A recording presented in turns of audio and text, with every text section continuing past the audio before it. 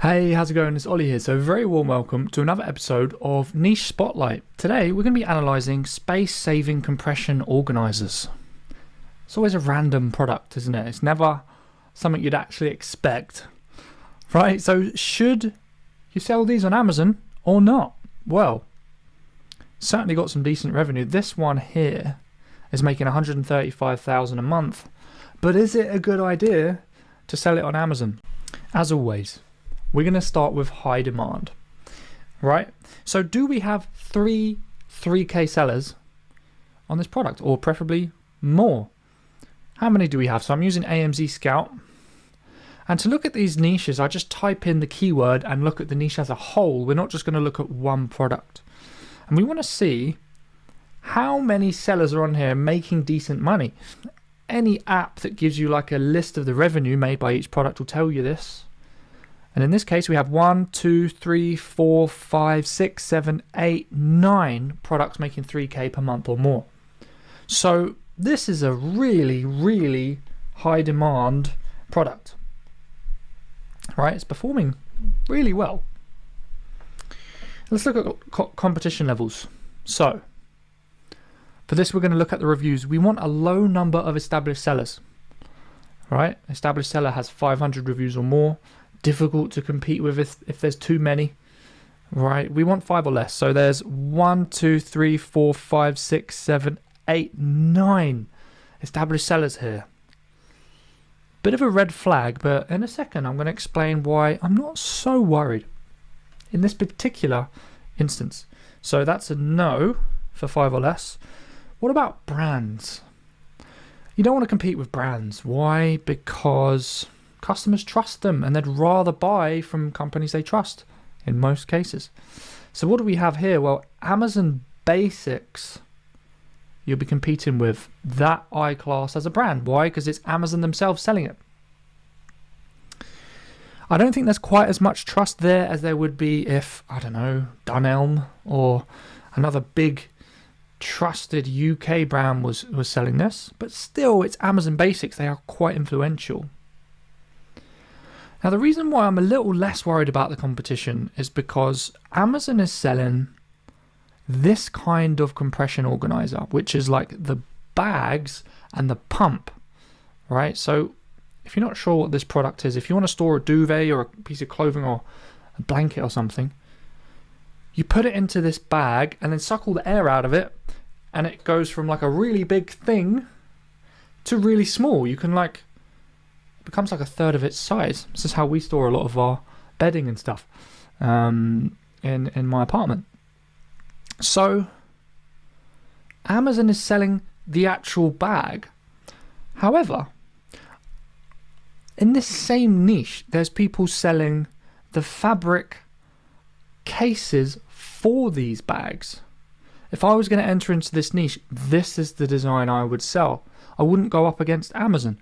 So if that's the case, maybe we could actually completely discount these two products from our analysis and just focus on the fabric cases. And in that case, there's less established sellers. There's 1, 2, 3, 4, 5, 6, 7.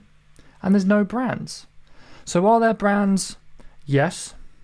So there's not no brands. Confusing double negative there. But there's a caveat. If you sell a certain type of product, you may not be competing with the brands. You may not be competing with quite so many established sellers. Let's look at low hassle. Are these small, light, and easy to sell, easy to import, easy to ship to customers? Well, what are the dimensions? Let's have a look. 25, 17, 3, 220 grams. Now that says product dimensions. What we really want is packaging dimensions, because that could just be like one of the individual cases. We want the box and all the stuff that comes in it that's shipped to the customer.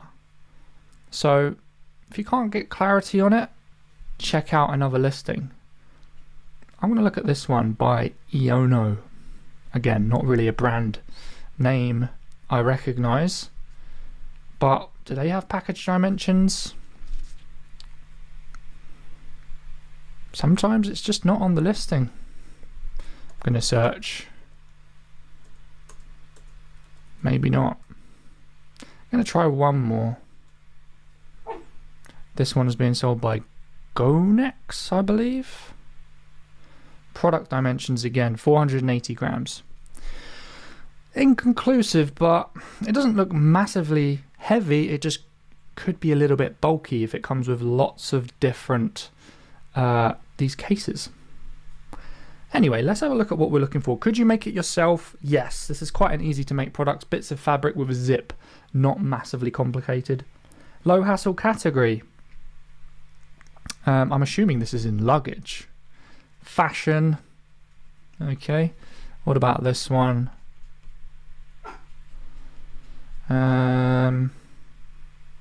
Fashion. And this one, fashion. Interesting. Packing organisers. If it was me, I'd probably sell this in luggage though. Unless there was a good enough reason not to. Luggage is a low hassle category, and even if it's in fashion, I'm not too worried. It's not like it's in health and beauty or electronics or something like that.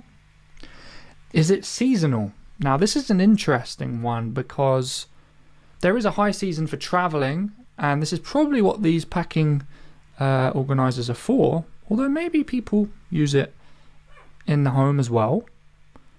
So let's look at the data. Is this thing seasonal? I'm going to pull up one of the best sellers, see how it's performing throughout the year. This one's making, let's have a look, £43,980 per month.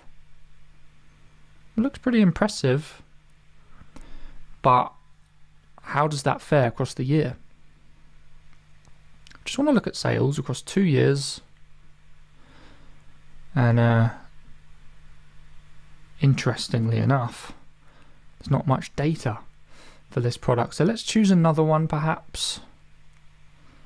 About this one here. Well, that's weird. There seems to be no data for the sales historically at the moment in AMZScout. Maybe it's having some kind of issue. Another way you can actually check seasonality is to use Google Trends. So if we go to Google Trends and just use the same keyword,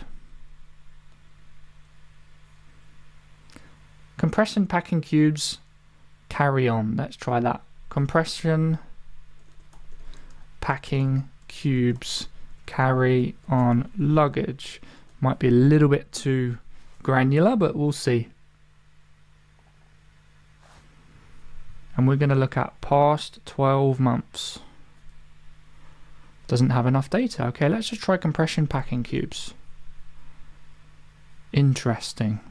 Seems to be a little bit higher in the holiday season, as we kind of expected. So July, August. But in the off season, November, doesn't seem too bad. It seems to dip a little bit in December for some reason, but seems to perform relatively well throughout most of the year, which I would say this is not that seasonal. So that's looking good. Dimensions, I'm pretty happy with it. It might not fit in a shoebox, but it's not going to be very heavy. Probably be very light. What about gap in the market? Let's have a look at one of the best sellers. Maybe we want to see the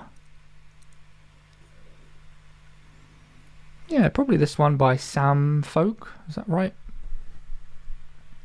Does it have issues? Is there a way we could improve on this product, make it better, so customers buy our version of the product rather than the competitors? Poor quality, zipper was already damaged, compression is a joke. Interesting. Okay, so there's quality issues, always easy to improve on that. Broke before a single use. Okay, so the zip seems weak, which to me really seems like a essential component of this product, right? The zip. So if you could just put together a product with a really good quality zip, you already have an advantage over this seller. Obviously not new. Interesting. Had a pair of underpants and 2 hand towels. Wow. How unfortunate. That's a quality control, quality assurance issue, I'm assuming.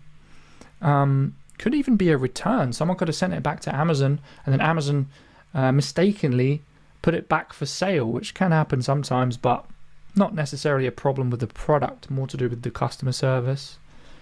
Olivia, pack of 8, only 6 arrived. Zip broke immediately. Okay, so we've got some issues. We've got some ideas of gaps in the market that we can fix. What about bundles? Are there any bundles? Let's have a look.